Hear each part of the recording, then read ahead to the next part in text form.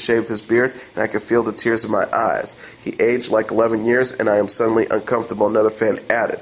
Harrington, whose long hair remains intact, complained of sexual objectification in an interview with the Sunday Times this week. The actor admitted he often feels he only valued for his appearance. He says, I like to think of myself as more than a head of hair or a set of looks. It's demeaning. Yes, in some ways you could argue I've been employed for a look I have, but there's sexism that happens towards men. So I elaborate, there's definitely a sexism in our industry, happens towards women, and there's towards men as well. At some points during photo shoots when I'm asked to strip down, I felt that. If I felt I was being employed just for my looks, I'd stop acting. Harrington plays Jon Snow on Game of Thrones, which airs Sunday at 9 p.m. Eastern Standard Time on HBO. ABC executives have decided not to renew comedian Michelle Collins' contract for the 2016-2017 season of The View. Collins was asked to permanently join the multi-host panel last summer after a lengthy trial period, but Variety reported network bosses have not been happy with her performance and don't plan to ask her back for season 20. The Hollywood Reporter noted Collins was reduced to 1 or 2 appearances per week shortly after she was hired full-time. Both entertainment industry trade newspapers said Collins will remain on The View through the end of the summer. An ABC representative said, Michelle is smart, opinionated, and funny. She's been a great addition to the panel this year. When we are ready to make an announcement about next season, we will. The season's panel includes Whoopi Goldberg, Joy Behar, Candace Cameron Bure, Raymond Simone, and Paula Prentice. Broadway superstar LinManuel Miranda is the next to join James Corden on his commute to work on The Late Late Show's Carpool Karaoke. The star confirmed the news on Twitter this week, responding to one fan's questions about whether he will appear on the well-known segment. The star briefly replied, "Did kid." The Hamilton and In the Heights creator will appear in the special Tony Awards edition of the segment on June 6. He will reportedly be joined by Shuffle-Along stars Audra McDonald, Jesse Tyler Ferguson of Modern Family, and Unbreakable Kimmy Schmidt actress Jane Krakowski, according to Entertainment Weekly. The songs the group will sing will all be connected to famous musicals. Expect to hear a lot from Hamilton and maybe some from Miranda's In the Heights, which recently landed a movie deal with the Weinstein Company. Tunes from Ferguson's Broadway show, Fully Committed, and Krakowski's She Loves Me may also be featured. Entertainment Weekly also reported Selena Gomez has recorded a carpool karaoke bit with James Corden for airing later in June.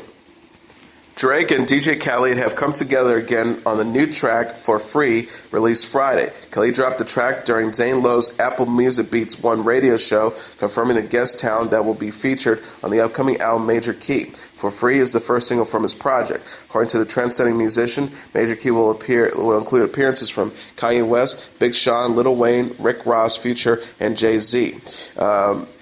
For Free features Canadian rapper Drake referencing Kendrick Lamar's explicit For Free interlude from To Pimp a Butterfly. In the past, Khalid and Drake collaborated on 2011's I'm the One and 2013's No New Friends. On Twitter, Khalid expressed his commitment to making music as fans' reactions for Free started pouring on social media. He says, I will never stop, I promise you. And speaking of Kanye West has reignited G.O.O.D's music Cruel Summer sequel, Cruel Winter, having released the first single from the project Friday. The 6-minute, still untitled song was dropped on Big Boy's 92.3, where West told the radio host he had been working on the track for quite a while, according to Time magazine. He said, I had the basic beat for a year and a half. It sounded right for this project. This is the hook we should have for the first single. Ahead of his interview with the radio station, West announced he was going to play the single on Twitter.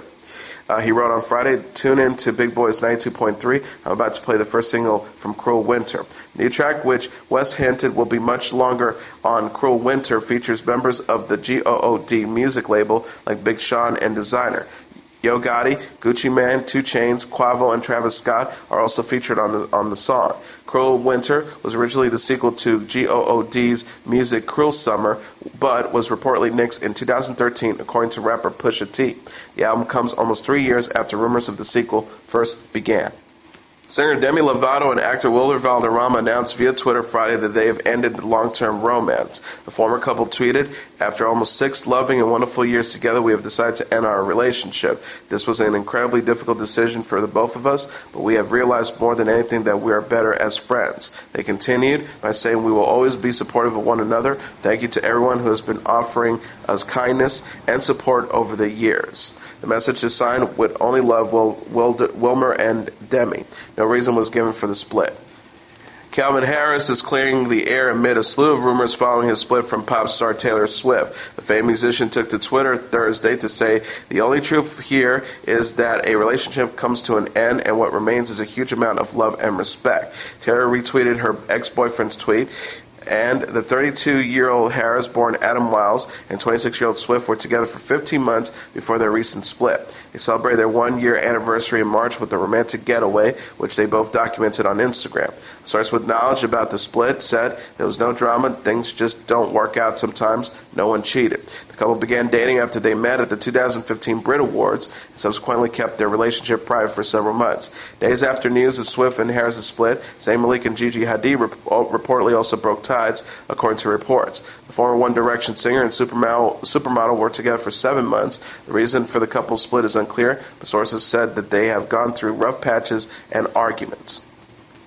Teenage Mutant Ninja Turtles Out of the Shadows opened in North American theaters at number 1 with $35.3 million in receipts, BoxOfficeMojo.com announced Sunday. The live-action and animated hybrid starred Megan Fox, Will Arnett, Stephen Amell, and Tyler Perry. Coming in number 2 at the weekend box office was X-Men Apocalypse with $22.3 million, followed by Me Before You with $18.3 million, Alex Through the Looking Glass at number 4 with $10.7 million, and The Angry Birds movie at number 5 with $9.8 million. Rounding out the top tier are Captain America Civil War number 6 with $7.6 million, Neighbors 2 Sorority Rising at number 7 with $4.7 million, Popstar Never Stopping at number 8 with $4.6 million, The Jungle Book at number 9 with $4.2 million, and The Nice Guys at number 10 with $3.5 million. And now let's take a look at what happened on this date in entertainment history. On this date in 1971, The Ed Sullivan Show airs for the very last time. Sunday nights, 8 p.m., CBS. Ask almost anyone born in the 1950s or earlier what television program ran in that time slot on that network, and they'll probably know the answer, The Ed Sullivan Show. For more than 2 decades, Sullivan's variety show was the premier television showcase for entertainers of all stripes, including posh belt comedians, plate-spinning vaudeville throwbacks, and most significantly, some of the biggest and most current names in rock and roll. 23 years after its 1948 premiere, The Ed Sullivan Show had its final broadcast on this date in 1971.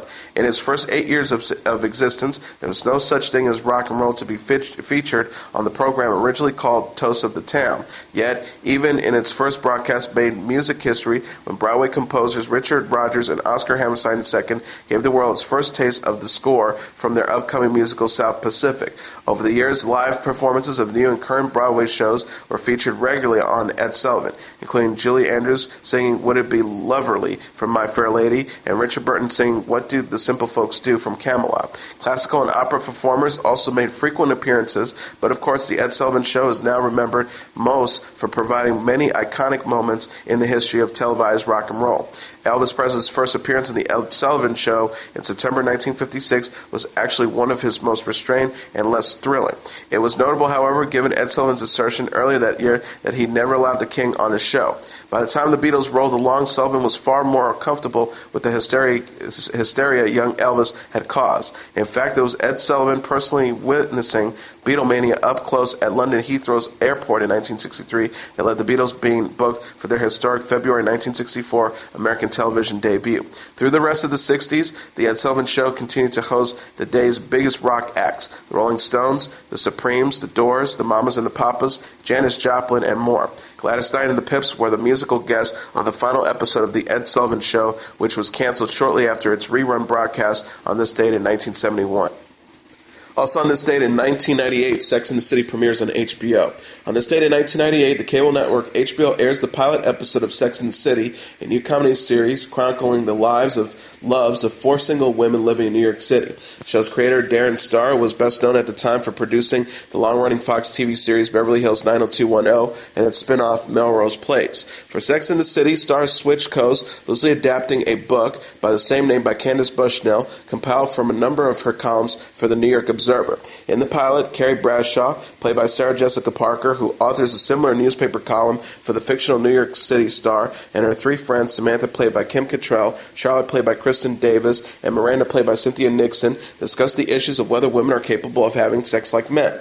Carrie also has an embarrassing first run-in with Mr. Big, played by Chris Knopf, with whom she will begin a tumultuous relationship that will last the length of the series. Sex and the City didn't really break out with fans until the second season, when the format of the show changed a bit. Carrie stopped addressing the camera directly and simply provided a voice-over narration, and the main on-the-street type testimonials by different characters were largely omitted. The main premise that each episode provide follow-up for one of Carrie's columns, each of which featured a different question about sex, love, and relationships, remained constant throughout the show as the unusual frank discussion and portrayals of sex that became the show's hallmark. At the Emmy Awards, Sex and the City was nominated in the category of Outstanding Comedy Series in each of its 6 seasons. It won the award in 2001. In 2004, Parker collected Emmy for Outstanding Lead Actress in a Comedy Series, while Cynthia Nixon triumphed in the supporting category. To win, Nixon beat out co-stars Davis and Cattrall, who have been nominated in 5 out of the 6 seasons of the show's run.